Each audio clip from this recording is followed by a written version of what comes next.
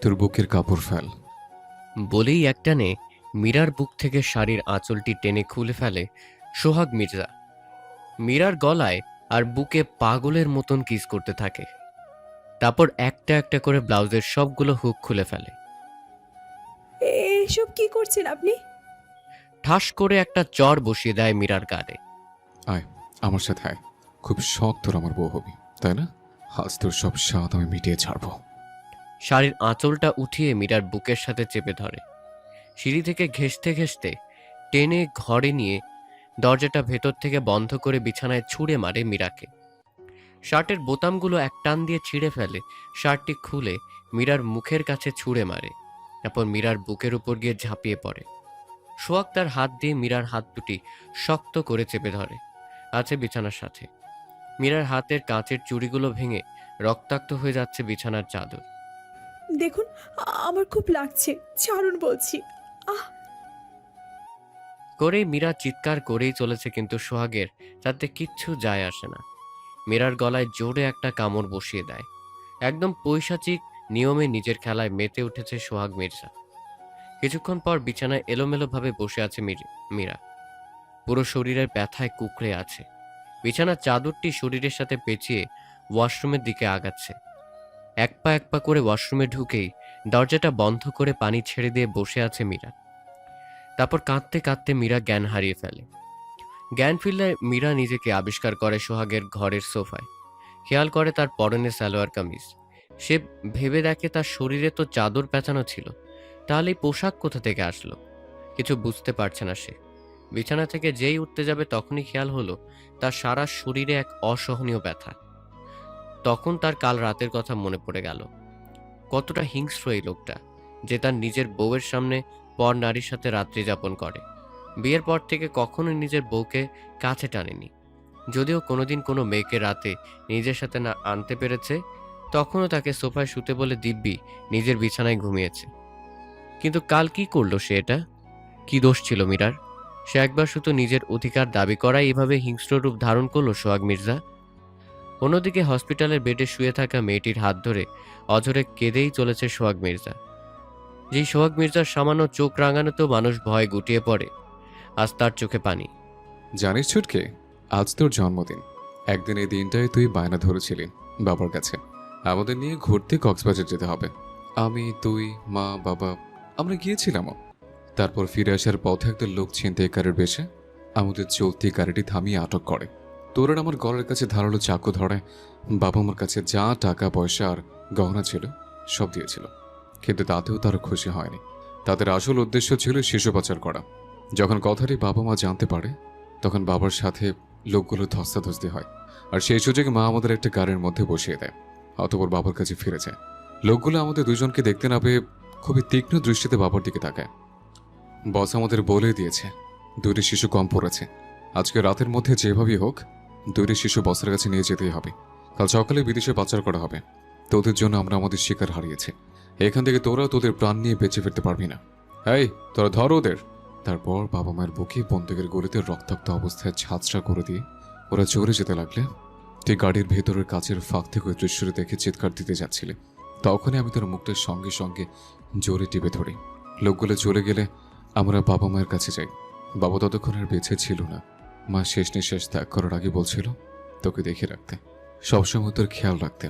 আমি মাকে কথা দিয়েছিলাম, কিন্তু মাকে দেওয়া সেই কথা আমি রাখতে পারিনি রে বোন। তবে আমি চেষ্টা করেছিলাম জানিস, খুব চেষ্টা করেছিলাম। তখন থেকেই তো আমি তোর বাবা এবং মা দুটোই হয়ে যাই। তোকে খাইয়ে দেওয়া, চুল বেঁধে দেওয়া, ঘুমানোর সময় ঘুম পাড়ানে গান গাওয়া সবই করেছি আমি। সবকে ভুলে গেলে তুই বোন? তুই আমার কথা একবারের জন্য ভাবলি না? 2 দিনের ওই ছেলেটার জন্য নিজের ভাইকে ছেড়ে চলে গিয়েছিলে। কেড়ে পাগলি, তোর চোখে পানি কেন?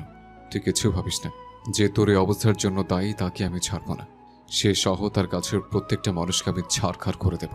তিল তিল করে জ্বালিয়ে পুড়িয়ে অতিষ্ঠ করে দেব তাদের জীবন। এটা তোর কাছে আমার বাধা। সোহাগের পিএ হাসান হাসান হঠাৎ কেবিনের দরজার সামনে এসে সোহাগকে কাঁদতে দেখল। এই আমি কি দেখছি? স্যার কাঁদছে? সোহাগের চোখ দরজার সামনে দাঁড়িয়ে থাকা হাসানের দিকে গেল। এখানে কি করছো? তোমাকে না বলেছিলাম বাইরে দাঁড়িয়ে থাকতে? দেখছো না আমি আমার বোনের সাথে সময় কাটাচ্ছি? কিন্তু স্যার ইম্পর্টেন্ট একটা মিটিং ছিল আজ, এক্ষুনি ফোন আসলো, না গেলে যে 2 কোটি টাকা লস হয়ে যাবে। সোহাগ রক্ত চক্ষু নিয়ে হাসানের দিকে তাকিয়ে বলল, 2 কোটি কেন, 200 কোটি টাকারও যদি লস হয় আমার তাতে কিচ্ছু যায় আসে না। আজ আমার বোনের জন্মদিন, আজ সারাদিন আমি আমার বোনের সাথে কাটাবো। কিন্তু স্যার, আর একটা কথা না, এই সোহাগ মির্জা একবার যা বলে দেয় সেটাই শেষ কথা। চোখ দুটো বড় বড় করে বলল। হাসান সোহাগের দিকে তাকিয়ে দেখে সোহাগের চোখ দুটো রাগে গজগজ করছে। ভয় আর কোনো কথা না বলেই হাসান চলে যায়। বাইরে এসে হাসান নিজেই নিজেকে বলছে একজন অসর, কোমা যাওয়ার রোগীর জন্য যত সব আদিক্ষেতা, এত ইম্পর্টেন্ট একটা মিটিংয়ে নাকি যেতে পারবে না। এদিকে ডাক্তার সাহারা এসে মীরার ক্ষতস্থানগুলোতে মেডিসিন লাগিয়ে দিচ্ছে। এত কেয়ারলেস কেন আপনার হাজবেন্ড?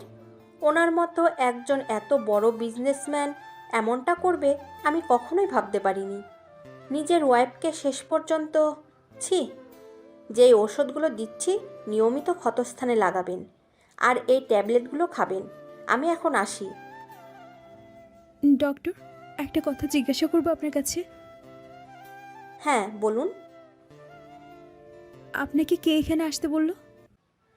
আপনার হাজবেন্ড আমাকে সকালে ফোন করেছিল। মীরা মনে মনে ভাবছে, নিজেই অত্যাচার করবে, আবার নিজেই ডক্টরকে ফোন করবে। কি চায় এই লোকটা, আর কেন এমন করছে? বুঝেছি, আমাকে সারিয়ে তুলে একটু একটু করে যন্ত্রণার শাস্তি দিতে চায়। কিন্তু আমি কি করেছি? তাকে ভালোবেসে আর তার মিথ্যা অভিনয় বিশ্বাস করে তাকে বিয়ে করেছি। এইটা কি আমার দোষ? তাহলে কেন সে আমাকে সুখের স্বপ্ন দেখাতো? এখন তো ভেবেছে আমার সামনে পরকীয়া করে বেড়াবে, আর আমি তাকে বাধা দিব না। না, তা আমি হতে দিব না। নষ্ট করে দিল লোকটা আমার জীবন। এখন আমিও দেখব কিভাবে পরকীয়া করে। মীরা আস্তে আস্তে বিছানা থেকে ওঠার চেষ্টা করে রান্নাঘরে আসলো। বিয়ের পরই সোহাগ মির্জা বাড়ির সবগুলো কাজের লোককে ছুটিতে পাঠিয়ে দিয়েছে। মীরাকেই সব কাজ করতে হয়। এখন যদি দুপুরে রান্না করে না পাঠানো হয়, তাহলে তো রাতে এসে আবার বড় কোনো শাস্তি মীরাকে দিয়ে দিবে। এই ভয়ে রান্নাঘরে গিয়ে আস্তে আস্তে রান্না করতে থাকে। রান্নার শেষে কেউ একজন আসলে খাবারটা টিফিন করে পাঠিয়ে দেয়। ঘড়ির কাঁটায় রাত 1টা ছুঁই ছুঁই। কলিং বেলের আওয়াজে মীরার ঘুম ভেঙে যায়। অসুস্থ শরীরটা নিয়ে দরজাটা খুলতে একটু লেট হয়। দরজা খুলেই দেখে সোহাগ মির্জা একটি মেয়েকে বুকের সাথে মিশিয়ে আষ্টে পৃষ্ঠে জড়িয়ে আছে। তাকে দেখেও ছাড়ার নাম নেই। মীরাকে এড়িয়ে বাড়ির ভিতর যেই যেতে যাবে, ঠিক তখনই মীরা মেয়েটার হাত টান দিয়ে তার কাছ থেকে ছাড়িয়ে এক ধাক্কায় নিচে ফেলে দেয়। তোর সাহস তো কম না, তোকে তো আমি। যেই মীরাকে চড় দিতে যাবে, তখন মীরা নিজের চোখ দুটো বন্ধ করে ফেলে। আর সোহাগের চোখের সামনে মীরার শরীরের ক্ষতগুলো ভেসে আসে। কিছু একটা ভেবে মেয়েটাকে উঠিয়ে তার রুমের দিকে যেতে যাবে, মীরা চোখ খুলে পেছন থেকে মেয়েটার হাত আবার ধরে। দেখুন, ওই মেয়েটাকে আমি আপনার সাথে কিছুতেই যেতে দেব না। ভালোভাবে বলছিস সরে যা আমাদের রাস্তা থেকে। আমি আপনার স্ত্রী। আমি বেঁচে থাকতে ওই মেয়েকে নিয়ে আপনি আর এক পাও এগোতে পারবেন না। যদি ওই মেয়েটাকে নিয়ে আপনার থাকতেই হয়, তাহলে আগে আমাকে মেরে ফেলুন, তারপর ওকে নিয়ে আপনার ঘরে যান। তোর দেখি আজ আবার স্ত্রী হবার শখ জেগেছে। কালকের কথা ভুলে গেলি? ঠিক আছে, আজ তাহলে কালকের মতো। সোহাগ হাতের ইশারায় মেয়েটিকে চলে যেতে বলে। মেয়েটি চলে যায়। তারপর সোহাগ বাঁকা দৃষ্টিতে মীরার দিকে তাকায়। এবার সোহাগ একটু একটু করে মীরার দিকে আগাতে থাকে। সোহাগ যত আগাচ্ছে, মীরা তত পিছাচ্ছে। আস্তে আস্তে মীরা দেয়ালের সাথে গিয়ে বেঁধে যায়। সোহাগ মীরার 2 হাত শক্ত করে দেয়ালের সাথে চেপে ধরে। সোহাগের নিঃশ্বাস গিয়ে মীরার মুখে পড়ছে। মীরা ভয়ে চোখ বন্ধ করে নেয়। দেখুন, আমাকে ছেড়ে দিন। কেন, আমার বউ হবি না? মীরা ডুকরে কেঁদে উঠল। কাল রাতে আপনি যেটা করেছেন, তারপর আমার পক্ষে আপনাকে স্বামী হিসেবে মেনে নিতেও ঘৃণা হয়। তাহলে মেয়েটাকে তাড়ালি কেন? আমি জানি না কেন আমি এমনটা করলাম। আমাকে প্লিজ যেতে দিন। আমার সারা শরীর প্রচণ্ড ব্যথা করছে। আজ আর আমার সাথে কিচ্ছু করবেন না, প্লিজ। তুই বললেই কি তোর কথা আমি শুনবো নাকি? আজকের দিনটা আমাকে আপনি রেহাই দিন। কাল থেকে আপনি যা বলবেন আমি আপনার সব কথা শুনবো। কি শুনবি তুই? মীরার কিছু ভেবে না পেয়ে মাথা ঘুরে পড়ে যাওয়ার নাটক করে। যেই পড়তে যাবে, সোহাগ মীরাকে ধরে বুকের সাথে মিশিয়ে নেয়।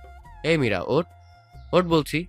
মীরার কোনো সাড়া না পেয়ে মীরাকে কোলে করে রুমে নিয়ে বিছানায় গিয়ে শুইয়ে দেয়। মীরার মুখের দিকে এক মায়া ভরা দৃষ্টিতে তাকিয়ে আছে সোহাগ। আমি জানি না মীরা আমি ঠিক করছি কিনা, কিন্তু তোমাকে যে আমার শাস্তি দেওয়াই লাগবে। প্রতিশোধ নিতে হবে আমাকে, প্রতিশোধ। বলেই সোহাগ মীরা পাশে লাইট অফ করে ঘুমিয়ে পড়ে। আর মীরা সোহাগের কথাটি শুনে চমকে যায়। চোখ খুলে তাকিয়ে দেখে সোহাগ উল্টো দিকে মুখ করে শুয়ে আছে। মীরা তখন ভাবতে থাকে, কোন প্রতিশোধের কথা বলছি সোহাগ? না, আমাকে যেতেই হবে। বিছানায় উবু হয়ে শুয়ে প্রিয়তমা স্ত্রী রায়সার কথা ভাবছে রাইসুল শিকদার। না জানি কতদিন তার এই বুকে মাথা রেখে ঘুমায়নি রায়সা। বুকের ভেতরটা অস্থিরতায় ছটফট করছে, এমনটা যেন মাঝরাত হলেই হয়। আর তো মাত্র কটা দিন, তারপরেই তো রায়সা ঠিক আগের মতন তার এই বুকে ঘুমাবে। আর তাদের সন্তান, সে এতদিনে হয়তো বাবার ডাকটাও শিখে গেছে।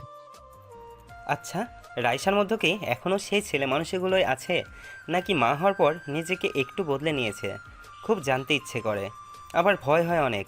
রাইসা যেরকম জেদি মেয়ে, আমার ওপর রাগ করে উল্টোপাল্টা কিছু করে বসেনি তো সেদিন? কিন্তু আমি কি করতাম তখন? মাকে যে ওই রকম অসুস্থতার সময় কষ্ট দিতে পারতাম না। তবে রাইসার দেখাশোনা করার জন্য আমি তো আমার মীরা আপুকে রেখে এসেছি। মীরা আপু থাকতে এত চিন্তা কিসের? বাবা মারা যাবার পর মীরা আপু নিজ হাতে সংসারের সব দায়িত্ব তুলে নিয়েছে, এক হাতে সামলিয়েছে সব কিছু। যে আমার ডাক্তারি পড়ার খরচ চালাতে গিয়ে নিজের একটা কিডনি পর্যন্ত বিক্রি করেছে। এমন আপুর কাছ থাকতে কিছুতে আমার রাইসা খারাপ থাকতে পারে না। কথাগুলো বিচারণ করতে করতে ঘুমিয়ে পড়ে রাইসুল। সকালের অ্যালার্ম বাজতেই এক লাফে বিছানা ছেড়ে উঠে বসে মীরা। তাকিয়ে দেখে সোহাগ তার কানের কাছে ঘড়িতে অ্যালার্ম বাজিয়ে ধরে রেখেছে। আপনি? ঘড়িতে টাইম দেখেছিস কটা বাজে? বাড়ির কাজগুলো কে করবে শুনে? আজ আমি অফিস যাব না, আজ বাড়িতে ব্রেকফাস্ট করবো। আর তুই কিনা পুরোপুরি ঘুমাচ্ছিস? আপনি একটু বসুন, আমি এক্ষুনি আপনার জন্য ব্রেকফাস্ট রেডি করে আনছি। বলেই দরজার কাছে গিয়ে কিছু একটা ভেবে মীরা আবার ফিরে আসে। কি হলো? না মানে, আপনি তো রোজ সকালে খুব ভোরে অফিসে চলে যান, বাইরে ব্রেকফাস্ট কী খান তা তো আমি জানি না। স্ত্রী হয়েছিস আর এটুকুর খোঁজ নিস না? এই, তুই তো দেখছিস স্বামীর কি পছন্দ অপছন্দ কিছু জানিস না, আর বলিস কিনা আমার বউ হবি। হাত দিয়ে মীরার গালটা শক্ত করে চেপে ধরে। ছাড়ুন আমাকে। সোহাগের থেকে মীরা নিজেকে ছাড়িয়ে নিয়ে, আপনি যদি না বলেন তাহলে আমি জানবো কি করে? তারপর আমি কি থেকে কি আপনার জন্য বানিয়ে আনবো যদি আপনার মুখে না রুচে? সোহাগ মীরাকে বিছানায় ছুঁড়ে মারে। শক্ত করে মীরার দুই বাহু চেপে ধরে বলে, তোর সাহস তো দেখছি দিন দিন বেড়ে যাচ্ছে। মীরার ফোলা ঠোঁটটাতে আঙ্গুল দিয়ে চেপে ধরে। আজ দেখছি তোর এই মুখে খুব বুলি ফুটেছে, আর যেন কখনো তোকে আমার মুখের উপর কথা বলতে না দেখি, নলের ঝাঁজ তোকে বোঝাতে আমার বেশি টাইম লাগবে না। সোহাগের আঙুলে একটা কামড় বসিয়ে দিই। অনেক হয়েছে, আর না। বিয়ের আগে তো শুধু আপনার মুখে মধু ফুটতো, এখন তো ভাষা ছিঁড়িতে আপনার কাছেও আসতে ঘৃণা হয় আমার। সোহাগকে একটা ধাক্কা দিয়ে উঠে দাঁড়িয়ে কাপুরুষের মতো আমার গায়ে যেভাবে হাত দেন মাঝে মাঝে, তো মনে হয় আপনার মতো লোকের পুরুষত্ব না থাকাই ভালো ছিল। এত জঘন্য ব্যবহার করেন আমার সাথে কেন? কি অপরাধ করেছি আমি? আর কত এভাবে অত্যাচার করবেন আমার উপর?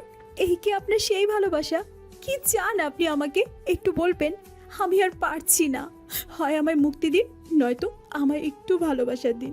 খুব বিশ্বাস করেছিলাম আপনাকে আমি। বলেন না, আপনার স্ত্রী হতে গেলে আর কি কি করতে হবে আমাকে? মেয়েরা তো বাপের বাড়ি থেকে স্বামীর মনের পছন্দ অপছন্দের খবরাখবর খোঁজ নিয়ে আসেন না। আপনি যদি আমাকে একটু সময় না দেন তাহলে আমি কিভাবে বুঝবো আপনাকে? কথাগুলো বলতে গিয়ে মীরার চোখে পানি চলে আসে। সোহাগের মীরার মুখটা দেখে খুব মায়া হতে থাকে। একটা সময় মীরার চোখের পানি সোহাগ সহ্য করতে পারতো না। মীরার মন খারাপ থাকলে সারা দিন একটার পর একটা সারপ্রাইজ দিয়ে মীরার মুখে হাসি ফোটানোর চেষ্টা করত। সোহাগ মীরার খুব কাছে চলে আসে, দুই হাত দিয়ে মীরার গালটা আঁকড়ে ধরে মুখটা উঁচু করে তোলে। নিজের ঠোঁট দিয়ে মীরার চোখের পানি মুছিয়ে দেয়। তারপর যখনই নিজের ঠোঁটটা মীরার ঠোঁটে বসাতে যাবে, ঠিক তখনই মীরা নিজের হাতটা দুইজনের ঠোঁটের মাঝখানে নিয়ে আসে। আমি ব্রাশ করিনি, সরুন। বলেই রুম থেকে বেরিয়ে কিচেনে চলে যায়। গ্যাসের চুলাটা অন করে দিয়ে বিড়বিড় করে বলে, লোকটা আস্ত একটা অসভ্য, যখন তখন শুধু আমাকে হেনস্থা করার বাহানা খুঁজে। না, এই লোকটাকে যেভাবে হোক সোজা পথে আনতেই হবে। কি পেয়েছেটা কি? আমি কি মানুষ না? আমারও একটা মন আছে। সেই মনটাতে খুব কষ্ট হয় যখন আমার সাথে উনি খারাপ বিহেভ করেন। কিছুক্ষণ পর মীরা গরম গরম পরোটা আর আলু ভাজি নিয়ে ঘরে এসে দেখে সোহাগ বিছানার উপর গাদাগাদি কাপড় মেলে রেখেছে। আমরা কি কোথাও যাচ্ছি? না। তাহলে এত কাপড় কেন বের করছেন? মনে তো হচ্ছে আলমারির সব কাপড়ই এখানে। তোমার কথাগুলো শুনে আমার মনটা বদলে ফেললাম। ভেবে দেখলাম তোমাকে স্ত্রী হবার একটা সুযোগ দেওয়া যেতে পারে। সুযোগটা নিতে রাজি থাকলে তোমাকে কিছু পরীক্ষা দিতে হবে। পরীক্ষা দিয়ে পাশ করলে তুমি আমার স্ত্রী হবার সম্পূর্ণ সম্মান ও মর্যাদা পাবে। হতে পারবে আমার যোগ্য অর্ধাঙ্গিনী। আর মনে রেখো, আমার পরীক্ষা উত্তীর্ণ না হলে আজ কিন্তু পুরো বাড়িতে ঝাড়ু পোছা লাগিয়ে মেঝে পরিষ্কার করতে হবে। বাড়ির একটা কোনাও বাদ দিতে পারবে না। কয়েকটা কাপড় মীরার হাতে ধরিয়ে দিয়ে ওয়াশরুমে যাও, 30 মিনিট সময় আছে তোমার কাছে। ওয়াশিং মেশিন ছাড়া সব পরিষ্কার করবে, তারপর আয়রন করে ঠিক যেভাবে আগে আলমারিতে সাজানো ছিল সেভাবেই গুছিয়ে রাখবে। এমন ফালতু আইডিয়া কোথা থেকে বের করেন বলেন তো? আমাকে কি আপনার বোকা মনে হয়? পুরো কাপড়ের দোকান সামনে রেখে বলছেন 30 মিনিট ধুয়ে আয়রন করে নিতে? হ্যাঁ, আর শুনুন, আমি আপনার খেলনার পুতুল নই। কোনো পরীক্ষা টরীক্ষা আমি দিতে পারবো না। আপনার এসব ছেলে মানুষই এবার বন্ধ করুন। আর এটা ভুলে যাবেন না, আমাকে বিয়ের প্রস্তাবটা আপনি দিয়েছিলেন। আমি আপনার যোগ্য নাকি অযোগ্য সেটা তো আপনার বিয়ের আগেই ভাবা উচিত ছিল। মীরা বিছানা থেকে একটি শাড়ি আর তোয়ালে নিয়ে ওয়াশরুমে চলে যায়। আর সোহাগ থ হয়ে পড়ে থাকে। বিছানার উপর বসে পড়ে পা ঝুলিয়ে দিয়ে ভাবে আর কি উপায়ে মীরাকে শাস্তি দেবে। খাবার টেবিলে বসে আছে রাইসা। খাইয়া লও ম্যাম সাহেব। না খালা, যতক্ষণ না ভাইয়া আসছে আমি কিছুই খাবো না। এইটা কোনো কথা হইল? সাহেব যদি রাতে না আহে তাইলে কি না খাইয়াই থাকবা? খালা, তুমি আর কথা বলো না তো। দেখছই তো সেই কখন থেকে পেটের ভেতর ইঁদুর দৌড়াদৌড়ি করছে। হ্যাঁ লাইগাই তো কইতাছি, খাইয়া লও। সাহেব না জানি কখন আইব, আর তোমারে আমি খাওয়াই নাই দেখা আমারেও কথা শুনাইব। প্লিজ খালা, আর জোর করো না। ভাইয়া হয়তো খুব বিজি আছে, দেখি না আর একটু অপেক্ষা করে। আর অপেক্ষা করা লাগবে না, আমি এসে গেছি। রাইসা উঠে গিয়ে সোহাগের সামনে এসে দাঁড়ায়। এত রাত করে কেন আসো ভাইয়া? জানো না আমি না খেয়ে বসে থাকি। সোহাগ কান ধরে বলে, সরি ছুটকি, আসলে সারাদিন খুব বিজি ছিলাম। আজ তো লাঞ্চটাও করার সময় পাইনি।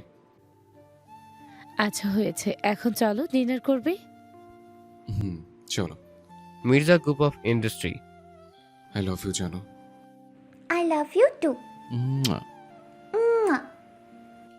মীরা দরজার কাছে দাঁড়িয়ে কান পেতে হেলান দিয়ে কথাগুলো শোনার চেষ্টা করছে আর বারবার নাক মুছছে। বিড়বিড় করে বলছে, বেটা বেইমান, খবিস, লুচ্চা, শামুক, তোকে আমি দেখে নেব। এবার আসিস আমার কাছে। ভালোবাসা দাও না সোনা, ভালোবাসা দাও, ফাটা বাঁশ ধরায় দিব হাতে। আমার জীবনটারে টানা টানা কইরা এখন অন্য মেয়েকে নিয়ে ফুর্তি। তোরে তো আমি। সোহাগ দরজাটা খুলতেই মীরা পড়ে যাবে। সোহাগ অমনি মীরার হাতটা ধরে বসে, মীরাকে নিজের খুব কাছে টেনে নেয়। তারপর মীরার কোমরটি খুব শক্ত করে চেপে ধরে। এই এক্ষুনি তো পড়ে যাচ্ছিলে, একটু সাবধানে থাকতে পারো না? মেয়েটিকে চোখের ইশারায় চলে যেতে বলে। শুনুন তো, আপনি আপনি একটা খারাপ লোক। আপনার সাথে কোনো কথা নেই। কেন, আমি আবার কি করলাম? সেটা আপনি খুব ভালো করেই জানেন। কি জানি আমি? উফ, আপনি আসলে একটা বজ্জাত। দূর। ওই বজ্জাতের কি করেছে আমি? কি করেছেন আবার বলছেন? ছি ছি ছি। মীরা ছি ছি করতে করতে মুখটা ঘুরিয়ে নেয় সোহাগের থেকে। তোমার ছিয়ের লিস্টটা তো লম্বা যে আমি বুঝতে পারছি না কি করেছে। যদি একটু বুঝিয়ে না বলো। সোহাগ আর কিছু বলার আগে মীরা সোহাগের গালে একটা কিস বসিয়ে দেয়। এই করেছিলেন ওই মেয়েটার সাথে? মুখটা মলিন করে বলে। সোহাগ একটু মুচকি হেসে, তাই বুঝি? তো আমি যাই করি না কেন তাতে তোমার কি? তুমি তো আর আমাকে ভালোবাসো না। তাছাড়া আমি তো সালমান খান নই যে যুগ যুগ মেয়েরা আমার অপেক্ষায় বসে থাকবে। একবার মাথার চুল পাকতে শুরু করলে সুন্দরী মেয়েরা আমায় আঙ্কেল বলে রাখবে। তুমি বোঝো না? মীরা মুখ টিপে হাসতে শুরু করে। সত্যি আপনার মাথাতে কিছু কিছু চুল পেকে গেছে। এখন তো সব মেয়েরাই আপনাকে আঙ্কেল বলবে। এই তো দেখুন না, এখানে একটা, এখানেও আছে, এখানেও আরেকটা, এই যে এখানে। সোহাগের চুলের এখানে ওখানে আঙ্গুলের ইশারা দেখায় মীরা। সোহাগ কিছু না বলেই মীরার কোমরটা ছেড়ে দিয়ে ওয়াশরুমে চলে যায়। আয়নার সামনে দাঁড়িয়ে মাথার পাকা চুলগুলো খুঁজতে থাকে। মীরা সোহাগের পেছন পেছন এসে ওয়াশরুমের দরজাটা একটু আলগা করে ব্যাপারটা দেখে মুখ টিপে হাসে। তখন সোহাগ আয়নার ভেতরে মীরাকে দেখতে পেয়ে, এই মীরা, কোথায় পাকা চুল? একটা পাকা চুলও তো খুঁজে পাচ্ছি না। মীরা ওয়াশরুমের ভেতরে চলে আসে। আরে স্যার, আপনি সত্যি একটা বোকা। আপনার মাথা পাকা চুল। মীরা আর কিছু বলতে যাবে তার আগেই সোহাগ পানি ছেড়ে দেয়। আস্তে আস্তে মীরার সারা শরীর ভিজে যায়। ভিজে গিয়ে মীরা কুঁকড়ে থাকে, থরথর করে দাঁতগুলো কাঁপে। একই তো কনকনে শীতের দিন, তার উপর সকাল সকাল ভেজা শরীরে প্রচণ্ড ঠান্ডা। আহ, গাল থেকেই ধোঁয়া বের হচ্ছে। কেমন লাগে এই সময়ে? মীরা রেগে চলে যায়। পরপর 3 দিন অফিসে আসে না। সোহাগ অনেক চেষ্টা করে মীরার মান ভাঙানোর, যার জন্য একটার পর একটা সারপ্রাইজ প্ল্যান করতে থাকে মীরার জন্য। আর মীরারও সারপ্রাইজ পেতে ভালো লাগে, তাই সোহাগের উপর রেগে থাকার নাটক করে যায়। তারপর যখন এক ঝড় বৃষ্টির রাতে মীরার বাড়ির সামনে দাঁড়িয়ে কলকলে শীতে সোহাগ ভিজছিল, তখন গিয়ে মীরা বলে রেগে থাকার নাটক করেছে। অতীতের ছোট ছোট সুখের মুহূর্তগুলো কেন দ্রুত গতিতে চলে যায়? কেন সেই মুহূর্তগুলোকে আটকে রাখা যায় না? বিছানায় পা ঝুলিয়ে দিয়ে বসে বসে মীরাকে শাস্তি দেওয়ার উপায় খুঁজতে গিয়ে মীরার সাথে কাটানো সুখের মুহূর্তগুলোই মনে পড়ে যায় সোহাগের। বুকের ভেতরটায় এক চিনচিনে ব্যথা হয় মীরাকে কষ্ট দিলে। কিন্তু মীরা যে অপরাধী, ওর ভাই যে অপরাধী। ছোটবেলা নৃশংসভাবে চোখের সামনে বাবা মাকে হত্যা হতে দেখেও কিছু করতে পারেনি সোহাগ। তারপর থেকে বোনই তো সোহাগের সবটা জুড়ে। খুব বেশি দিন না হলেও সোহাগের জীবনে মীরার আগমন হওয়াতে ভেতর থেকে মীরার অস্তিত্বের জানান দেয়া অস্বীকার করা যায় না। সোহাগ যেদিন মীরাকে প্রথম দেখেছিল সেদিন থেকে মীরাকে পাওয়ার জন্য মরিয়া হয়ে ওঠে। আর আজ এত কাছে পেয়েও পারছে না আপন করে নিতে। এটাই হয়তো বিধির বিধান। হঠাৎ সোহাগের সেলফোনটা বেজে ওঠে। তাকিয়ে দেখে হসপিটাল থেকে ডাক্তার শিহাব কল করেছে। কলটা রিসিভ করার পর সোহাগের চোখে মুখে এক উজ্জ্বল রেখা ফুটে ওঠে। কি বললেন ডাক্তার? আমার বোনের জ্ঞান ফিরেছে, কথা বলতে পারছে? আমি এক্ষুনি আসছি। অনেক আনন্দ আর উল্লাস নিয়ে হসপিটালের উদ্দেশ্যে রওনা হয় সোহাগ মির্জা। আর এদিকে মীরা ওয়াশরুম থেকে বের হয়ে সোহাগকে খোঁজে। গেল কোথায় মানুষটা? বলে তো ছিল আজ সারাদিন বাড়িতে থাকবে। আসলে এই লোকটা শুধরাবার নয় কখনো। পরনারীতে নেশায় আসক্ত হয়ে গেছে, যার জন্য বাড়িতে মন বসে না। আজ আসুক কোনো মেয়েকে সাথে নিয়ে। যদি আসে, যদি ঘাট ধাক্কা দিয়ে বাড়ি থেকে বের না করেছি, তাহলে আমিও আপনার স্ত্রী নই। হসপিটালে রাইসা খুব উত্তেজিত হয়ে পড়েছে। কেবিনের সব কিছু ভাঙচুর করছে, হাতের সামনে যা পাচ্ছে তাই ছুটছে। 2-3 জনের তো মাথা ফাটিয়ে দিয়েছে। ডাক্তার, নার্স, কেউ রাইসাকে সামলাতে পারছে না।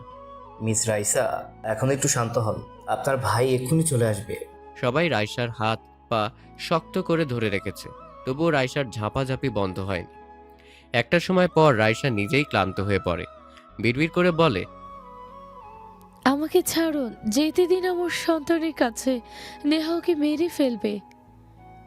কথাটা বলে বেডে ঢলে পড়ে। সোহাগ এসে বোনকে ঘুমন্ত অবস্থায় দেখে মুখটা ফ্যাকাশে হয়ে যায়। ডাক্তার, আপনি তো বলেছিলেন আমার বোনের জ্ঞান ফিরেছে, কথা বলতে পারছে। তাহলে? আমি ভুল বলিনি মির্জা, আপনার বোন এখন ঘুমাচ্ছে। আমরা ওকে ঘুমের ইঞ্জেকশন দিয়ে রেখেছি। ইঞ্জেকশনটা না দিলে আমাদের পক্ষে পেশেন্টকে সামলানো সম্ভব হচ্ছিল না। এই যে এদিকে দেখুন, মাথা ফাটিয়ে কি অবস্থা করেছে। সরি ডাক্তার, কিন্তু আমার বোন এমনটা কেন করছে? জানি না, আমরা তো কথাই বলতে পারছি না। আপনি বরং ওনাকে বাড়িতে নিয়ে যান। বাড়িতে গেলে অবস্থার পরিবর্তন আসতে পারে। অনেক সময় পেশেন্টের এমন অবস্থায় চিকিৎসার পাশাপাশি পরিবারের আপনজনদের সঙ্গ প্রয়োজন। সোহাগ আর কোনো কথা না বলে নীরবে রাইসার পাশে গিয়ে কিছুক্ষণ বসে থাকে। রাইসার ঘুমন্ত মুখটার দিকে তাকিয়ে 2 ফোঁটা চোখের পানি ফেলে। তারপর বোনকে কোলে তুলে বাড়িতে নিয়ে যায়। মির্জা প্যালেস। সোহাগের কোলে রাইসাকে দেখে মীরা রেগে ক্ষিপ্ত হয়ে ওঠে। শাড়ির আঁচল কোমরে গুজে আপনি আজও? সোহাগ কিছু না বলেই মীরার পাশ কেটে রাইসাকে নিয়ে সিঁড়ি বেয়ে উপরে উঠে যায়। মীরাও সোহাগের পেছন পেছন যায়। আমি আপনাকে কিছু বলছি, আমার কথার উত্তর না দিয়ে চলে যাচ্ছেন কেন? সোহাগ বোনকে নিয়ে রুমে শুইয়ে দেয়। মীরা সোহাগের হাত ধরে এক টানে নিজের সামনে নিয়ে আসে। সোহাগের শার্টের কলারটি টেনে ধরে। কেন এমন করছেন আপনি? আজ কিছুতেই এসব দুশ্চরিত্রা মেয়েদের সাথে আপনাকে আমি থাকতে দেব না। মীরার মুখে রাইসাকে বলা দুশ্চরিত্রা কথাটা শুনে সোহাগ প্রচণ্ড আকারে রেগে যায়। মীরার গালে ঠাস করে একটা চর বসিয়ে দেয়।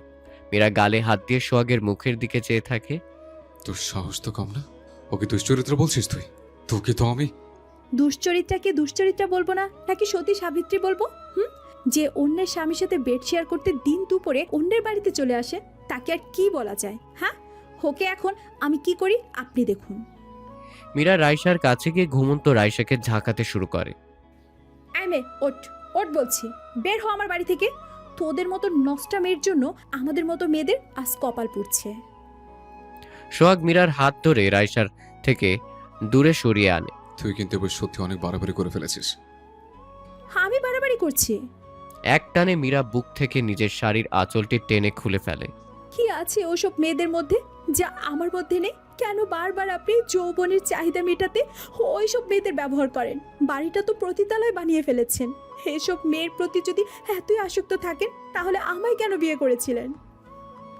সোহাগের রাগ এবার চরম আকার ধারণ করে। এক ধাক্কায় মীরাকে মেঝেতে ফেলে দেয়। কি বললি তুই? বেল্ট খুলে মীরার পিঠে মারতে থাকে। তারপর মীরার এক মুষ্টি চুল শক্ত করে ধরে কপালে আঘাত করে। মীরার কপাল ফেটে রক্ত ঝরতে থাকে। ফর্সা পিঠটা কেটে ছিন্ন বিচ্ছিন্ন হয়ে যায়। মীরা সোহাগের প্রতিটা আঘাতে আর্তনাদ করে। সেই দিকে সোহাগের কোনো খেয়াল নেই। সোহাগ মীরাকে মারে, এত মারে যে মীরার নিঃশ্বাস নিতে খুব কষ্ট হয়। মারতে মারতে সোহাগ যখন খুব ক্লান্ত হয়ে পড়ে তখন মীরার গালটি শক্ত করে চেপে ধরে রাইসার দিকে আঙ্গুল দেখিয়ে বলে, দেখ ওকে, তুই কাকে কি বলেছিস? ও তোর কাছে দুশ্চরিত্রা, নষ্ট মেয়ে, তাই না? তুই জানিস আমার জীবন ওর কি স্থান? কে যদি আমায় বলে ওর জন্য আমার কলিজাটা ছিঁড়ে দিতে, তাহলে আমি সেটাই দিয়ে দিতে পারি। আর তুই কিনা? মীরা সোহাগের পা ধরে আস্তে আস্তে উঠে দাঁড়ায়। নিজের রক্তাক্ত কপালটা সোহাগের বুকের সাথে মিশিয়ে কম্পিত ঠোঁটে বলে, আপনি আমার কাছে সবসময় জানতে চাইতেন না আমি আপনাকে ভালোবাসি কি না? ভালোবাসি, খুব ভালোবাসি আপনাকে। এর জন্যই তো অন্য কারোর সাথে আপনাকে আমি কল্পনাও করতে পারি না। আমার খুব কষ্ট হয় যখন চোখের সামনে অন্য মেয়েদের নিয়ে ঘরের দরজাটা বন্ধ করে দেন। আমি তো আপনাকে ভালোবাসি বলে আপনার এত অত্যাচার সহ্য করেও আপনার কাছে পড়ে আছি। আমি তো আপনার কাছে বেশি কিছু চাইনি, আর 5টা স্বামী স্ত্রীর মতন একটু সুখে থাকতে চেয়েছি। আর আপনি আমার সাথে। মীরার কিছু বলার আগেই জ্ঞান হারিয়ে ফেলে। জ্ঞান হারিয়ে মীরা সোহাগের বুক থেকে ঢলে পড়ছে। এমন সময় সোহাগ মীরার হাত দুটো শক্ত করে ধরে বসে। মীরাকে টেনে নিজের বাহু ডোরে মিশিয়ে নেয়। মীরাকে ঝাপটে ধরে। মীরা, হ্যাঁ মীরা, হ্যাঁ, সত্যি কি তুমি আমাকে এত ভালোবাসো? কথা বলছো না কেন? সোহাগ মীরার মুখটা নিজের সামনে নিয়ে আসে। দেখে মীরার কোনো সারা শব্দ নেই। সোহাগের রাগ এখন অনুশোচনায় পরিণত হয়। মীরার সারা শরীরের ক্ষতগুলোতে চোখে বুলাতে থাকে। মীরার ক্ষত বিক্ষত শরীরটা দেখে সোহাগের চোখ বেয়ে পানি পড়ছে। যন্ত্রণায় বুকটা ফেটে যাচ্ছে। কতটা ব্যথার যন্ত্রণা দিয়েছি তোমাকে আমি। কেন আমি এত রাখতে গেলাম? তুমি তো জানোই রাগ হলে আমার মাথায় ঠিক থাকে না। তাহলে কেন তুমি আমাকে রাগাও? মীরার শরীরের ক্ষতস্থানগুলোতে সোহাগ হাত বুলিয়ে দেয়। পিঠের ক্ষতগুলোতে আলতো ঠোঁটের পরশ ছুঁয়ে দেয়। তারপর গলায় দেওয়া সেদিনের কামড়ের দাগটাতে একটা গভীর চুম্বনে ডুবে থাকে।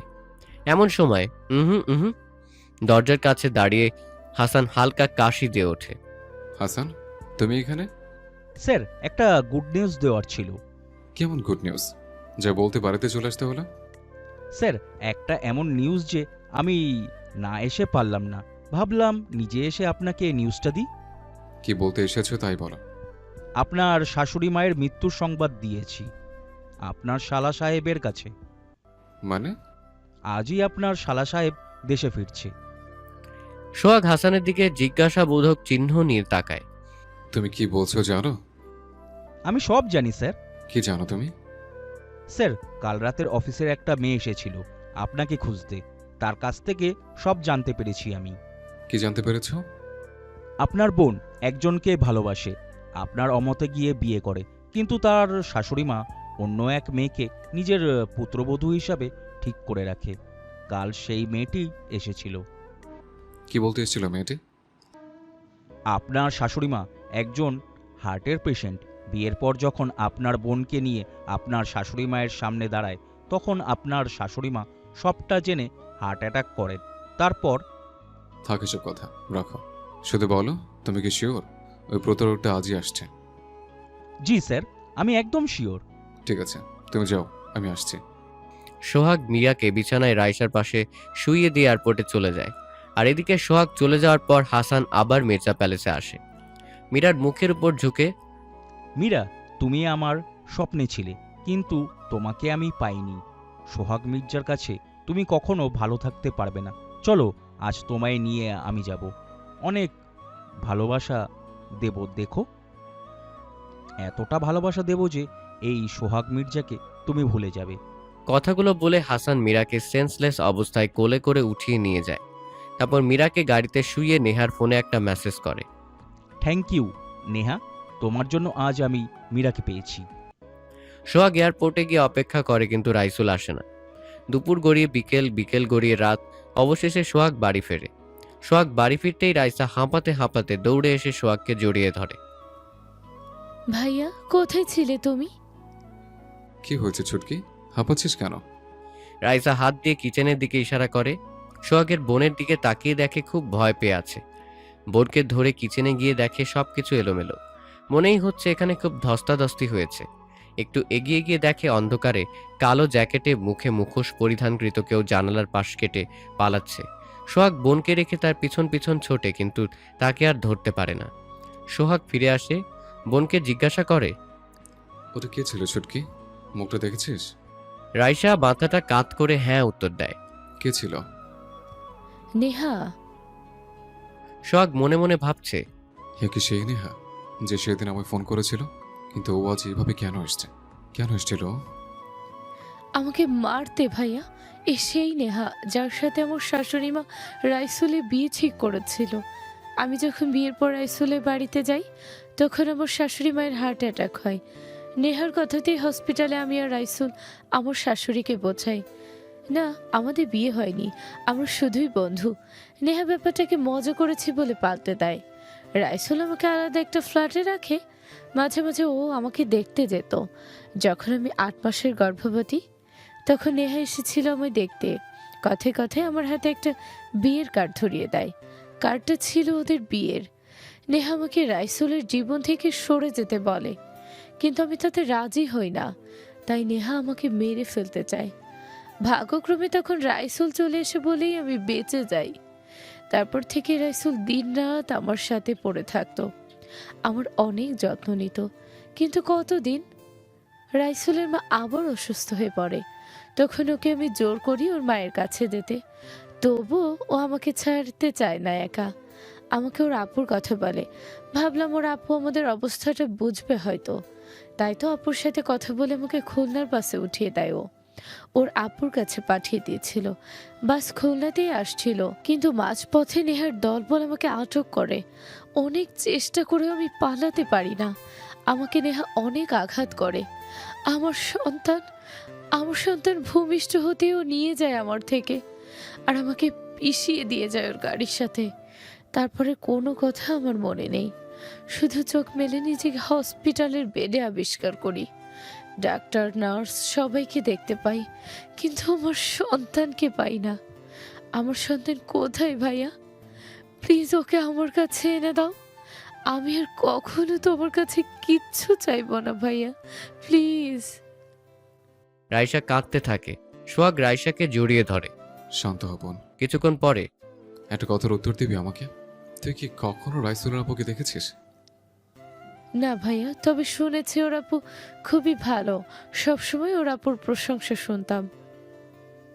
হে আমি কি করেছি? সোহাগ নিজের হাত দুটো সামনে নিয়ে আসে। এ হাত দিয়ে আমি আমার ফুলের মতো নিষ্পাপ মীরাকে মেরেছি। ওর শরীরকে করেছে ক্ষত বিক্ষত। না জানে কতটা যন্ত্রণা সহ্য করেছে আমার মীরা। এক্ষুনি আমি আমার মীরার কাছে গিয়ে ক্ষমা চাইব। কি বলছো ভাইয়া? কে মীরা? সোহাগ কোনো উত্তর না দিয়েই ছুটে রুমে চলে যায়। মীরা, কোথায় তুমি? হায় মীরা। সোহাগ মীরাকে ওয়াশরুমেও পায় না। সোহাগ সারা বাড়িতে তন্ন তন্ন করে খুঁজে চলেছে, কোথাও মীরাকে পাচ্ছে না। রাইসা সোহাগের পিছন পিছন ছুটছে, কিন্তু কিছু বুঝে উঠতে পারছে না। তোমার কি হয়েছে ভাইয়া, এরকম কেন করছো? মীরা কোথায় তুমি? মীরাকে আমি ছেড়ে চলে গেল? বাড়িতে যা ঘটেছে, তাহলে কি নেহা আমার মীরাকে? কিছু ভাবতেই সোহাগ পাগলের মতো হয়ে যায়। শান্ত হও ভাইয়া, আমাকে বলো কি হয়েছে। ছুটকি, আমি অনেক বড় ভুল করে ফেলেছি। সোহাগ মীরার সাথে করা সব অন্যায়ের কথা বোনকে খুলে বলে। নেহা আমাকে ভুল বুঝিয়েছিল ছুটকি। এখন আমি কি করব? কোথায় পাবো আমার মীরাকে? সোহাগ নিজের হাত দুটো দেয়ালের সাথে বারবার আঘাত করতে থাকে। জালেমের মতো এই হাত দিয়ে অত্যাচার করেছি তোমার উপর। আমি সত্যিই খুব খারাপ। এ কি করছো তুমি ভাইয়া? রক্ত ঝরছে তোমার হাত থেকে। ঝরুক রক্ত, আমি আমার মীরার শরীর থেকে এর থেকে বেশি রক্ত ছড়িয়েছি। প্লিজ শান্ত হও। আমাদের এক্ষুনি পুলিশ স্টেশন যাওয়া উচিত, তাহলেই ভাবির খোঁজ পাবো। পুলিশ স্টেশনে এ কি মিস্টার সোহাগ মির্জা, আপনি এখানে? কোনো অসুবিধা? আমাকে একটা ফোন করলেই পারতেন। আপনি কেন কষ্ট করে আসতে গেলেন? স্যার একটা বিপদে পড়ে এসেছি আমরা। কি বিপদ? রাইসা আর সোহাগ অফিসার জসিমকে সব খুলে বলে। আচ্ছা মিস্টার মির্জা, আপনার পিএ হাসানের ফোন নাম্বার আর গাড়ির নাম্বারটা আমাদেরকে দিয়ে যান। আমরা দেখছি কিছু করতে পারি কিনা। হাসানের সাথে যদি নেহার কোনো যোগাযোগ থেকে থাকে তাহলে নেহাকে ধরা আমাদের পক্ষে সহজ হয়ে দাঁড়াবে। ওদিকে না, এই বিয়ে আমি করতে পারবো না। আমার এত বড় সর্বনাশ করবেন না হাসান ভাই, যেতে দিন আমায়। আমি আপনার ছোট বোনের মতন। মীরা নিজের হাতটা হাসানের সাথে ছাড়ানোর অহেতুক চেষ্টা চালাচ্ছে। প্লিজ মীরা, প্লিজ, তুমি আমায় ভাই বলো না। আমার খুব কষ্ট লাগে, কষ্ট। কাজী সাহেব, তাড়াতাড়ি বিয়েটা পড়ান।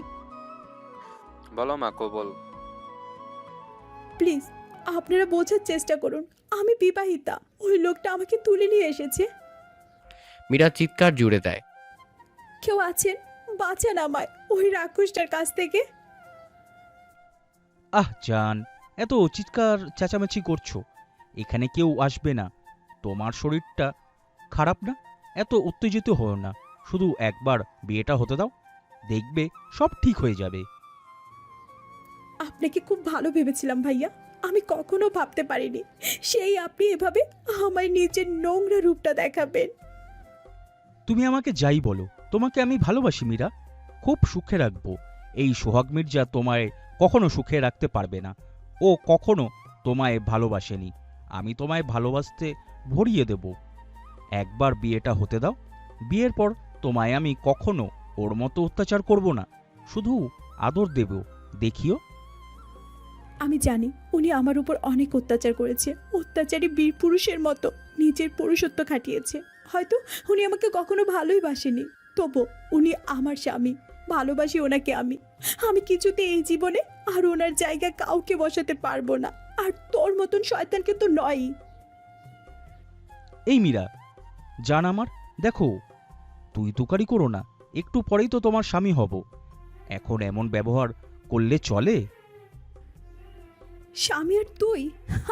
তুই ভাবলি কিভাবে যে তোকে আমি বিয়ে করব? বিয়ে তো আমাকে তোমায় করতেই হবে, আর সেটা আজই। মীরা কিছু বুঝে উঠতে পারে না কি করবে। তারপর অনেক ভেবে বলে, আমি ওয়াশরুমে যাব। আগে বিয়েটা হোক, তারপর যেও। না, এক্ষুনি যাব। ঠিক আছে, চলো। মীরা ওয়াশরুমের ভেতরে গেলে হাসান বাইরে দরজার কাছে দাঁড়িয়ে অপেক্ষা করতে থাকে। অনেকক্ষণ হয়ে যায়, মীরা বাইরে আসে না। হাসান ওয়াশরুমের দরজাটা ভাঙে, কিন্তু এখানে মীরা নেই। জানালার কাজগুলোও খোলা। না মীরা, এভাবে তুমি পালাতে পারো না। অনেক সাধনা করে তোমাকে আমি পেয়েছি। এমন সময় পুলিশ এসে হাসানকে ধরে নিয়ে যায়। পুলিশের কেলানি খেয়ে হাসান যা করেছে সব স্বীকার করে, আর হাসানের মাধ্যমে নেহাকেও পুলিশের কাছে ধরা পড়তে হয়। আপনারা ভাবছেন মীরা ওয়াশরুমের থেকে পালিয়ে সোহাগের কাছে গিয়েছে? না, মীরা আর সোহাগের কাছে যায়নি। তবে মীরার শরীর এতটা দুর্বল ছিল যে মীরা নিজের সর্বোচ্চ প্রচেষ্টা দিয়ে হাসানের কবল থেকে বেরিয়ে এসে রাস্তায় ঢলে পড়ে। হুমায়রা বেগম আর তার স্বামী শাহিন খান মেয়ের শ্বশুর বাড়ি থেকে ফিরছিল। তাদের গাড়ির সামনে এসে মীরা ঢলে পড়ে। কি করলি এটা? আমি কি ইচ্ছা করে করেছি? এত কথা না বলে গাড়ি থেকে নেমে চলো মেয়েটির কাছে। হ্যাঁ চলো। দুজনেই মীরার কাছে যায়। মীরাকে টেনে মুখ দেখেই দুজনে হতভম্ব হয়ে পড়ে। ওগো, এ তো মীরা। মীরা মা, কি হয়েছে তোমার? আমাকে শুনতে পারছো? এত রাতে এখানে কিভাবে এলে? হুমায়রা, দেখেছো তো মেয়েটার অবস্থা ভালো না। আগে বাড়িতে নিয়ে চলো, পরে মেয়েটার চোখ খুললে সব জিজ্ঞেস করো। দুজনেই মীরাকে তাদের বাড়িতে নিয়ে যায়। চোখ খুলেই মীরা চোখের সামনে সোহাগকে দেখতে পায়। সোহাগকে দেখে মীরা নিজের মুখটা ঘুরিয়ে নেয়। দেখে এপাশে হুমায়রা বেগম, শাহিন খান আর সেই মেয়েটা দাঁড়িয়ে আছে, যার জন্য সোহাগ মীরার উপর গতকাল এতটা অত্যাচার চালিয়েছে। মুহূর্তেই মীরার কানে সোহাগের বলা প্রত্যেকটা কথা বেজে ওঠে। মনে মনে ভাবে, এতটা ভালোবাসেন ওই মেয়েটাকে, যার জন্য আমার গায়ে ওভাবে হাত তুললেন। সোহাগ মীরার ডান হাতটা ধরে নিজের বুকের বাম পাশটায় রাখে। কষ্ট দিয়েছি তোমাকে আমি, আর নিজেও কষ্ট পেয়েছি জানো। তোমাকে না পেয়ে কত দুশ্চিন্তা ছিলাম। মীরা নিজের হাতটা সোহাগের থেকে ছাড়িয়ে নেয়।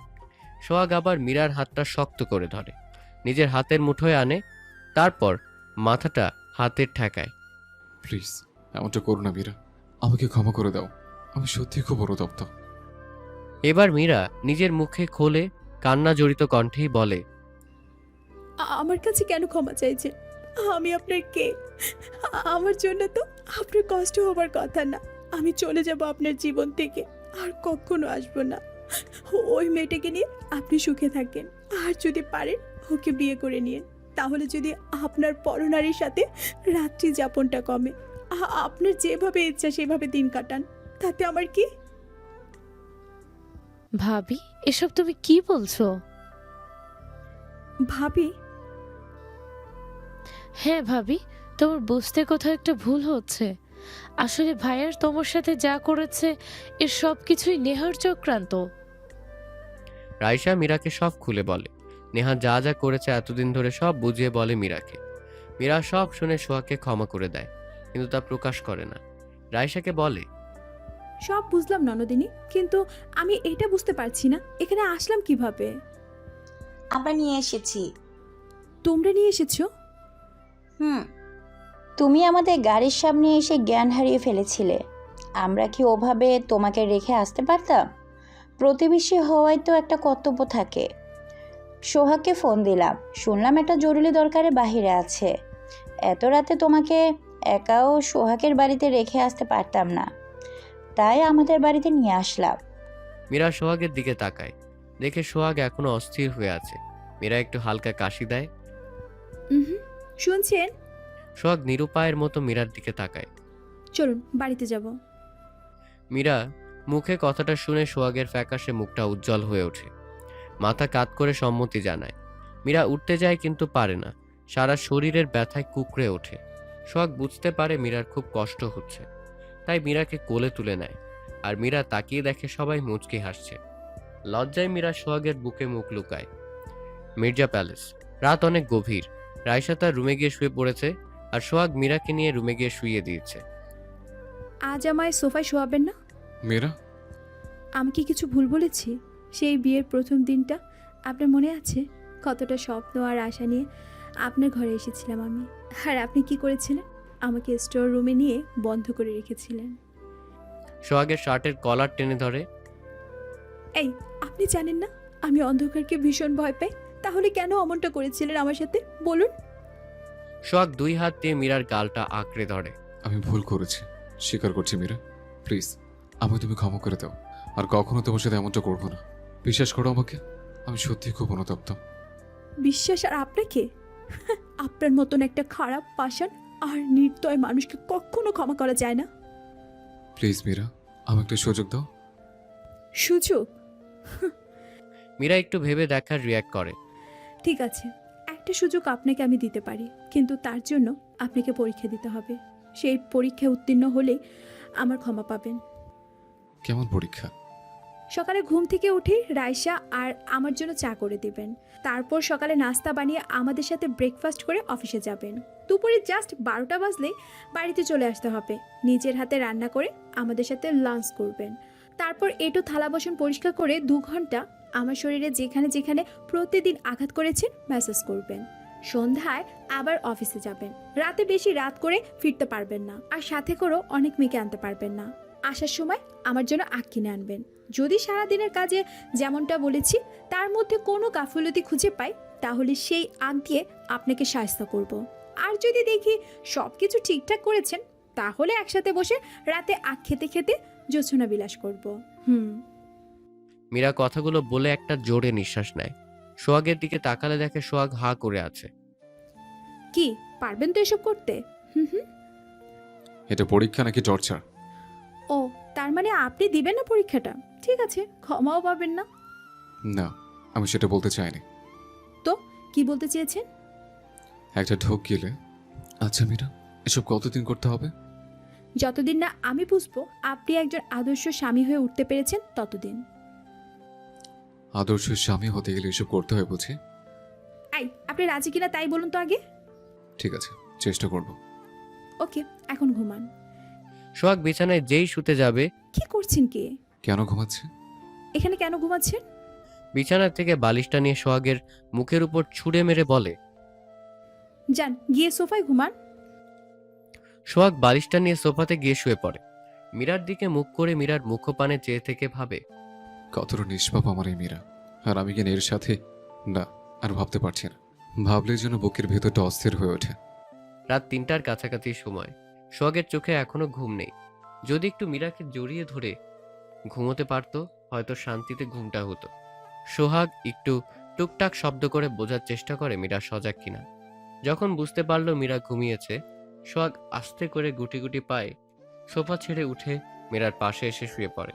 কিছুক্ষণ কোনো সারা শব্দ করে না। মীরার পাশে চুপটি করে শুয়ে মীরার ঘুমন্ত মুখটার পানে চেয়ে থাকে। তারপর মীরাকে টেনে এক ঝটকায় নিজের বাহুতে মিশিয়ে নেয়। মীরার কাটা পিঠটায় আলতো করে হাত বোলাতে থাকে, আর পরক্ষণে মীরার ঘাড়ে নাক ডুবিয়ে ঘুমিয়ে যায়। সকালে সোহাগের বরাবরের জন্য একটু তাড়াতাড়ি ঘুম থেকে ওঠার অভ্যেস। সেই ছেলেবেলায় বাবা মায়ের মৃত্যুর পর সোহাগ একা হাতে বাড়ি এবং বিজনেস সবটা সামলিয়েছে, আর আজও তার ব্যতিক্রম কিছু হয়নি। মীরা হয়তো জানে না সোহাগ কি কি করতে পারে। মীরার দেওয়ার শাস্তি সোহাগ খুব বেশি মনে উপভোগ করছে। ঘুম থেকে উঠেই সকালে নাস্তা তৈরি করা শেষ। এবার চা বানিয়ে প্রথমে রাইসাকে ডেকে দিয়ে এসে এখন মীরাকে ডাকছে। কিন্তু মীরা যে গভীর ঘুমে আচ্ছন্ন। সোহাগ মীরাকে ডাকতে ডাকতে মীরার কানের কাছে চলে আসে। তারপর নিজের নাকটা দিয়ে মীরার কান ঘেঁষে ফিসফিসিয়ে বলে, মীরা, এই মীরা, এই ওঠো, দেখো চা এনেছি। মীরা ঘুমের ঘোরে এমন শিরশিরানি অনুভব আর আবেগ মাখানো কণ্ঠস্বর শুনে এক লাফে উঠে পড়ে। আপনি? তোমার জন্য চা বানিয়ে এনেছে। কথাটা শুনে মীরা একটু অবাক হয়ে যায়। এত সকালে চা বানিয়ে এনেছেন? তাকিয়ে দেখে সোহাগের মুখে অনেক হাসি। মীরা সোহাগের দিকে তাকাতে তাকাতে চায়ের কাপে এক চুমুক দেয়। এ কি, সবকিছু তো ঠিকঠাক আছে। এই সত্যি কি চাটা আপনি নিজে বানিয়েছেন? কেন, বিশ্বাস হয় না তোমার? জানি না, হতেও পারে আপনি রাইসাকে দিয়ে। আমার বোনকে দিয়ে আমি কখনো কাজ করাই না।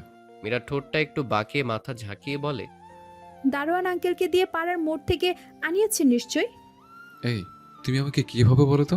বিশ্বাস যদি না হয় তাহলে চলো, তোমার সামনে দাঁড়িয়ে আমি আবার বানিয়ে দেখাবো। থাক, দরকার নেই, যান গিয়ে সকালের নাস্তা রেডি করে খাবার টেবিলে সাজিয়ে রাখুন, আমি ফ্রেশ হয়ে আসছি। ব্রেকফাস্ট আমি আগেই গুছিয়ে রেখে এসেছি। মীরা কোনো কথা বলে না।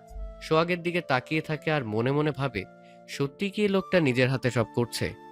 কিছুক্ষণ পর মীরা বিছানা ছেড়ে উঠতে যাবে। সোহাগ এসে মীরাকে আস্তে করে কোলে তুলে ওয়াশরুমে নিয়ে যায়। কি করছেন কি? ছাড়ুন, আমি পারবো যেতে। চুপ, আমি আছি কি করতে? ব্রাশে পেস্ট লাগিয়ে দাঁত বের কর। আমি পারবো, আপনি যান। তুমি যে পারবে সেটা আমিও জানি, তবু আমাকে একটু আমার বউর সেবা করতে দাও। ঢং। এই ঢং কি? হ্যাঁ, আমি কি আমার বউর যত্ন নিতে পারি না? মীরা কোনো কথা বলে না, সোহাগের দিকে তাকিয়ে থাকে, কারণ সোহাগকে যে বড্ড ভালোবাসে মীরা। চুপচাপ সোহাগ যা বলে শুধু তাই শোনে। যতই চায় সোহাগকে শাস্তি দেবে, সোহাগের করা সব অন্যায়ের প্রতিশোধ নেবে, ততই সোহাগ কাছে আসলে মীরা দুর্বল হয়ে পড়ে। বেলা ৮টা, খাবার টেবিলে বসে আছে রাইসা আর মীরা। সোহাগ সার্ভ করে দিচ্ছে। সোহাগের রান্না এত সুস্বাদু যে মীরা চেটে পুটে খাচ্ছে। ঝাল ঝাল আমের চাটনির সাথে খিচুড়ি আর ডিম সিদ্ধ। আহ, কি তৃপ্তি এই খাবারে। মীরা মনে মনে ভাবছে সোহাগকে দিয়েই সারা জীবন এমন রান্না করিয়ে খাবে। খেতে খেতে মীরা বলে, মা ফোন করেছিল, রাইসুল সামনের সপ্তাহে আসছে। কথাটা শুনে রাইসার বিষম লেগে যায়। সোহাগ রাইসার মাথায় হাত বুলিয়ে এক গ্লাস পানি রাইসার সামনে ধরে। রাইসার চোখ ছলছল হয়ে ওঠে, যেন চোখের পানি বাঁধ মানছে না। তুই কাঁদছিস কেন চুটকি? দেখি সব ঠিক হয়ে যাবে। কিভাবে ঠিক হবে তুমি বলো ভাইয়া? কোন মুখে দাঁড়াবো আমি ওর সামনে? নেহা যে বলেছে আমাদের সন্তানকে ডাস্টবিনে ফেলে দিয়েছে, ওকে আমি কি জবাব দিব? আমি তো জানি না আমার সন্তান বেঁচে আছে নাকি মরে। মীরা রাইসার মুখটা চেপে ধরে। ওসব কথা কখনো মুখে আনবে না তুমি। ওই সৃষ্টিকর্তার উপর একটু ভরসা রাখো। তাছাড়াও তোমাকে নিয়ে আমি অনেক মিথ্যে বলেছি আমার ভাইটাকে। মিথ্যা? কি মিথ্যা বলেছো তুমি মীরা? মিথ্যে বলেছ মানে? হ্যাঁ, রাইসুল জানে তুমি তোমার ভাইয়ের বাড়িতে আছো। সেই দিন আমি তোমার জন্য বাস স্ট্যান্ডে অপেক্ষা করছিলাম, সেখানে নেহাকে দেখি। আমি ওর পিছু নেই, আর ও কার সাথে যেন কথা বলে। জানতে পারি তোমার সাথে কি করেছে। অনেক চেষ্টা করো, আমি তোমার কোনো খোঁজ পাইনি। রাইসুল আমাকে ফোন করলে ওকে বুঝিয়েছিলাম তুমি তোমার ভাইয়ের বাড়িতে আছো। যেদিন তুই নিজের পায়ে দাঁড়াতে পারবি সেই দিনই ওর ভাই তোদেরকে মেনে নেবে। তুই প্রতিষ্ঠিত হয়ে এসে তোর বউকে নিয়ে যাবে। আমি নিজে রাইসাকে ওর ভাইয়ের হাতে তুলে দিয়ে এসেছি, আর এই সিদ্ধান্তটা রাইসার ভাইয়েরই। তুমি মিথ্যা কেন বলতে গেলে? এটা না বললে যে আমার ভাইটা খুব ভেঙে পড়তো। কিন্তু আমার শাশুড়ি মা, উনি তো কখনো আমাকে মেনে নিবে না। কে বলেছে মেনে নেবে না? আমি মাকে সব খুলে বলেছিলাম। আসলে আমার বাবা একসময় বিজনেসে লস হয়। নেহার বাবা আমার বাবার বন্ধু ছিল। নেহার বাবা অত্যন্ত একজন ভালো মানুষ। তিনি আমাদের সেই দুর্দিনে পাশে দাঁড়িয়েছিলেন, আমাদের আশ্রয় দিয়েছিলেন, যার জন্য বাবা নেহার বাবার দেওয়া রাইসুলের সাথে নেহার বিয়ের প্রস্তাবে রাজি হয়ে যায়। বাবা মাকে তার বন্ধুকে দেওয়া ওয়াদার কথা বলেছিল, আর তাই মা চেয়েছে বাবা সেই ওয়াদা পূরণ করতে। তবে এখন নেহার আসল রূপটা নেহার বাবা মায়ের কাছেও পরিষ্কার। আমি জানতাম মা যদি নেহার সামনে মুখ খোলে তাহলে নেহা মায়ের ক্ষতি করবে। এই জন্যই মাকে বলি রাইসুল না আসা অবধি নেহার সাথে অভিনয় করতে। তুমি কি জানতে রাইসা আমার বোন? জানতাম, কিন্তু আপনাকে বলার কোনো সুযোগ পাইনি। কাল আমি রাইসাকে দেখে চিনতে পারিনি, কারণ বাড়িতে রাইসের একটাও ছবি ছিল না। আর আপনি তো রাইসাকে মেনেই নেননি। যদি জানতে পারেন আমি রাইসুলের বোন, হয়তো আমাকে মেরে ফেলতেন। তাই রাইসার ব্যাপারে আপনাকে কিছু জিজ্ঞাসা করার সাহস হয়নি। হঠাৎ কলিং বেলের আওয়াজ। সোহাগ গিয়ে দরজাটা খুলতেই একটা মেয়ে সোহাগের বুকের উপর ঝাঁপিয়ে পড়ে আর ন্যাকা ন্যাকা কণ্ঠে বলে, ওগো, তোমার কি আমার কথা একটুও মনে পড়ে না? এত বদলে গেছো তুমি। সোহাগ এক ধাক্কায় মেয়েটিকে নিচে ফেলে দেয়। তারপর মেয়েটির দিকে তাকিয়ে দেখে মাথার বিনি করা চুলগুলো দুই পাশে কুকুরের লেজের মতো বেঁকে আছে। পরনে গ্রাম্য মেয়েদের মতো পরিপাটি ধাঁজের শাড়ি, মুখের মধ্যেখানে ইয়া বড় একটা তিল, গায়ের রং কয়লার মতো কালো, আর চোখ দুটো টেরা, ড্যাব ড্যাব করে তাকিয়ে আছে সোহাগের দিকে। মেয়েটি তার হাতের টুপলিটা রেখে উঠে সোহাগের মুখোমুখি এসে দাঁড়ায়। কাঁদো কাঁদো ভাব নিয়ে চোখ ডলতে ডলতে বলে, ওগো, আমারে তুমি ফাইলা দিলা। এই মেয়ে, এই তুমি কি পাগলাগারো থেকে এসছো? না না, গ্রাম থেকে আইছি। সে তুমি যেখান থেকে আসো, হুট করে এসে আমার গায়ে পড়লে কেন? অনেকদিন পর দেখছি তো তাই। বলেই আহ্লাদে গদগদ হয়ে সোহাগের মেজাজ খারাপ হয়ে যায়। তুমি চেনো আমাকে? মেয়েটি একটি হাসি দিয়ে লজ্জা লজ্জা মুখ করে বলে, কি থাকো, তোমারে আমি চিনব না? তাই নাকি? কই, আমি তো তোমাকে আগে কখনো দেখিনি। মেয়েটি কান্না জুড়ে দিয়ে, হায় না, এই কষ্ট আমি আর কারে দেখাই? আমার স্বামী আমারে কই চেনে না। চোখের পানি শাড়ির আঁচলে মুছতে মুছতে বলে, ওগো, তুমি আমারে ভুইলা গেলা। সোহাগ মেয়েটিকে এক ধমক দেয়। ধমকের সাথে মেয়েটি একটু কেঁপে ওঠে। নাকামো হচ্ছে? ঠাস করে একটা থাপ্পড় দেবো। ভালোভাবে বল তুই কে? ওগো, ধমক দাও কেন? আমার ভয় লাগে। ভয় পাচ্ছিস? আগে বল কে তুই? আমারে চিনতে পারতেছো না? আমি তোমার জরিনা গো, জরিনা। জোরি না? কোন জোরে না? কিসের জোরে না?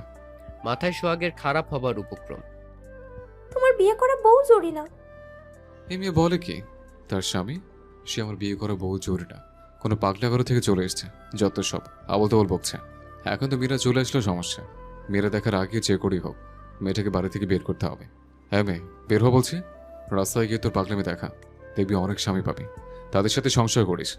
আমারও রেহাইতে অনেক কষ্ট আমার সংসারটা জোড়া লাগিয়েছে, তুই আর আগুন লাগাস না। কথাগুলো বলে মেয়েটির হাত ধরে দরজার বাইরে নিয়ে যাচ্ছে। এমন সময় মীরার আগমন। যার ভয় ছিল তাই হয়েছে। কে এসেছো গো? সোহাগ মেয়েটিকে নিয়ে দাঁড়িয়ে পড়ে।